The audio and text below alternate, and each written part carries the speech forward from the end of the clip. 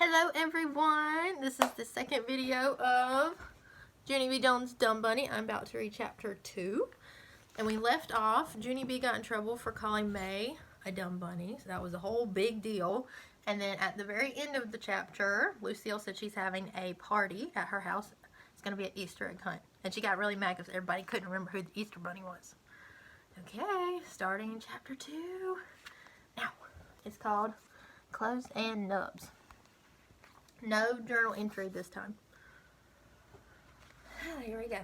Lucille was still mad at lunch. I just don't get it, she groused. How could anybody forget the Easter Bunny? The Easter Bunny brings candy right to your door. Lenny did a frown at her. He doesn't bring candy to my door, Lucille. He said, the Easter Bunny is a different religion than me. I'm Jewish. Shirley nodded. I'm Jewish too, Lucille, she said. I've never been to an Easter egg hunt before. What do you wear to something like that anyways? Lucille stood up and fluffed herself. Well, since the Easter Bunny and I are the same religion, I'm going to wear a fancy Easter dress, Shirley, she said. Shirley thought for a minute. Then she nodded. Then I guess I'll wear a fancy Jewish dress, she said. Lenny's eyes lit up. Really, Shirley? You mean we have our own clothing line? He asked. He smiled. Then I think I'll wear some fancy Jewish pants, he said. My friend named Herbert tapped on his chin. Let's see. Since I'm a Presbyterian, I guess I wear Presbyterian pants, he said. He turned and looked at me. Presbyterian means we iron out our wrinkles, I think. Get it? Presbyterian. Ha ha ha. Because you press your clothes down. Just then, Sheldon slapped the table with his hand. Hey, I know. I will wear a fancy turban. A fancy turban is religious clothes, right? He asked. I have fancy turbans. Mr. Scary was listening to us while he ate. He quick put down his sandwich. Boys and girls, you're getting way off track here. He said Lucille's Easter egg hunt is not a religious party. Really, I've spoken to her mother about it. It's more of a spring picnic with an egg hunt activity. Am I right, Lucille? Yes, she said. My mother said that the Easter Bunny isn't even working that day. He's just going to hop around the party and smile and have his picture taken with people. I thought about that for a second. I don't think bunnies should smile, I said. Bunnies have yellow teeth like clown teeth, except bunny teeth are even pointier. Sheldon nodded. My Aunt Bunny has a pointy tooth, he said. She can stab a pickle with it, and the pickle just stays there. All of us stared at him. Sheldon has the most interesting family I've ever heard of. Lucille did a big breath. Well, I don't care about pointy bunny teeth, she said. Bunnies have cute floppy ears and puffy fluffy tails and itchy twitchy noses. I kept on picturing their teeth. Bunny teeth can nibble your head to a nub, I said. No, they cannot, Junie B. Jones, she said. Oh, yes, they can, Lucille, whatever your last name is, I said. I saw it on Oprah. Mr. Scary glared at me. That's another word for stared. Glared. I ducked down in my seat, and I quieted my voice. Oprah has a lot of nub information, I said very soft. Mr. Scary glared again. I tried to squirm. Teachers can spot a fib a mile away. At recess, Lucille told us more about the party. She said there was going to be lots of delicious food to eat, plus also there was going to be an exciting prize for the Easter egg winner. And wait till you hear this. She said, my daddy is going to hide a real, pretend golden egg. And whoever finds the golden egg will win the grand prize of the day. And that is a fabulous play date with me, Lucille. She twirled around and hugged herself. And it's not just any old fabulous play date with me either, she said.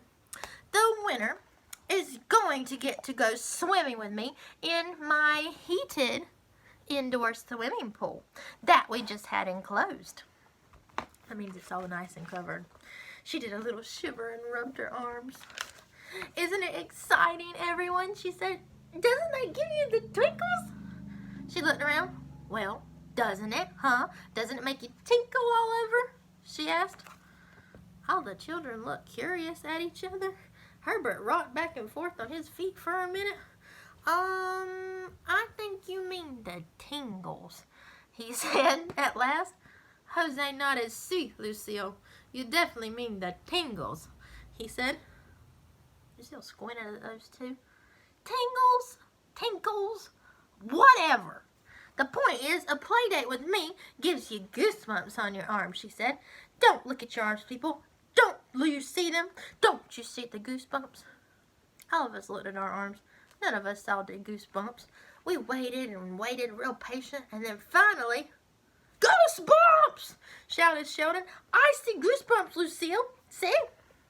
He ran to her and pointed. Look, Lucille, see them? See my goosebumps? He asked. Lucille's face beamed very happy. Ah! Oh, Sheldon, those are the goosiest goosebumps I ever saw. Thank you, Shelzy. Thank you for those goosebumps, she said.